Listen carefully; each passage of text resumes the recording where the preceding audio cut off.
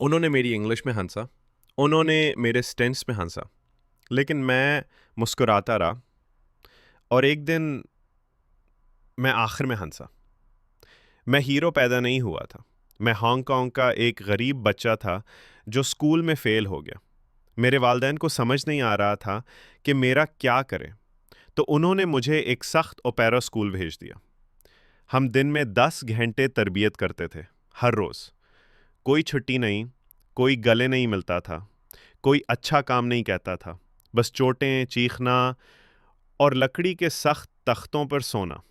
हम सब कुछ सीखते थे, मार्शल आर्ट्स, अदाकारी, एक्रोबैटिक्स, यहाँ तक कि गाना भी। और वो तन्हाई, वो मुस्तरद होना।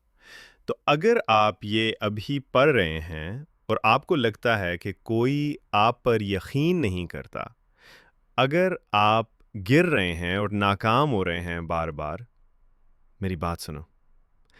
आप अकेले नहीं हैं और आपकी कहानी ख़त्म नहीं हुई। इन्हें हँसने दो, इन्हें शक करने दो, लेकिन इन्हें कभी मत रोकने दो, क्योंकि एक दिन वो हँसना बंद कर देंगे और वो तालियां बजाना शुरू कर देंगे। चलते रहो, जैकी चेन।